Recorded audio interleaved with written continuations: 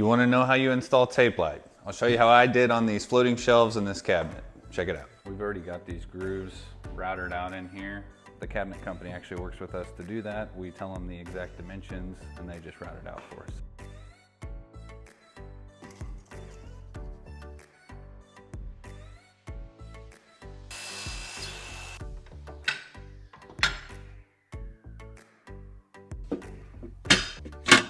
So I've got all the channel cut. I've got it so that it fits in here. Now the next step would be to pull all the channel back out.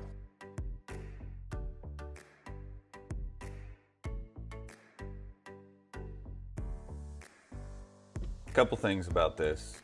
These screws, it's okay that they stick up like this because the tape light is just gonna go right over top of that. You'll never know because the diffuser that goes on here. You'll notice that I have already drilled this hole back here. So now I can feed all those wires in from the back side. I've already pre-wired this before the drywall, and I brought this wire into where the fridge cabinet is because there's gonna be a fridge in here. Nobody will ever see it. So those holes that I showed you in those shelves are drilled into this refrigerator cabinet here, here, and then there's one up here as well. So I'll get all this made up inside here. It's all low voltage, so I can make a connection here in the open and it's not gonna hurt anything.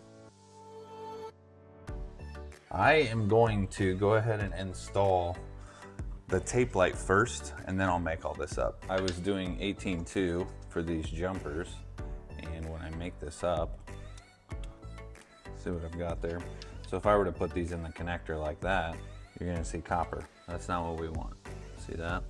Typically we use 16.2 and you don't have to do this, but on this 18.2, if you just have short runs, just take and curl those like that. Make sure it's good and flat. As that smaller wire is, it makes it so that no matter what, when you tighten that screw, you're gonna come in contact with that wire. I'm cutting tape light, I go tight to the edge there, and then I kind of form this around where I need to be.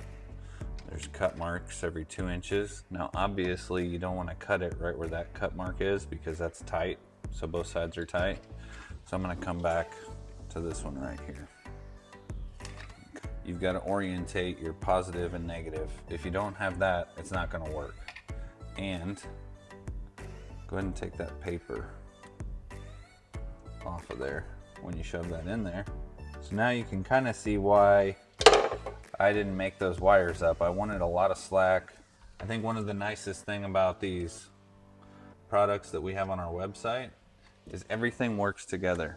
I have made sure that these connectors fit in all of our track. We don't have issues with that. If you go searching online, you're gonna have troubles with finding track that suits the connectors and wire that fits in the track. It's a mess. I've already vetted all that. Just putting stuff out there so that we have stuff we can stand behind and warranty. So when I come around this corner, all I'm doing is just kind of making a little loop with that wire. And that diffuser doesn't really care. It's gonna shine that light really nice for us. On this end, I've got a little gap, which is fine.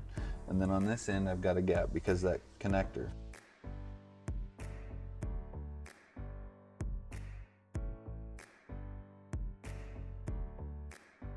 This is just 16.2 speaker wire. It is riser rated, which means that it can be in the wall. If I can see that once I get the fridge in here, I'll do something different, but for now, that's good enough.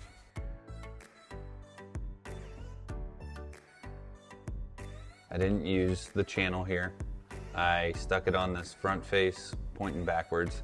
The reason for that is with a high reflective countertop, if you point it down, even with the diffuser, you can see it very easily from a lot of different angles.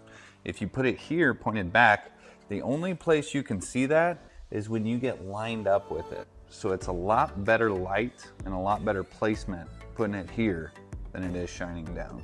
Obviously, I'm not gonna leave this like this. The whole couch has a view of this whole underside. That's the reason the bottom of this cabinet got painted as well. Let me show you a pretty cool way to cover this up.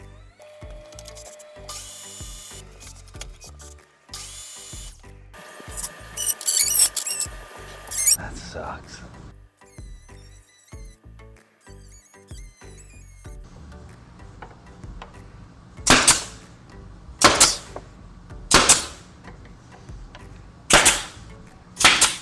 So that's a pretty quick, easy way to dress that up. Keep that wire where it needs to be.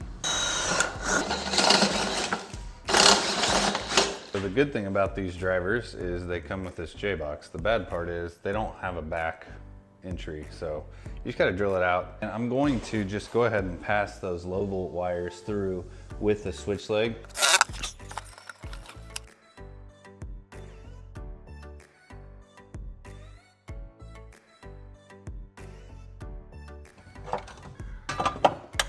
So I'm using a Lutron Diva dimmer here. They come with these pigtails. So I'm just gonna hook that up right now.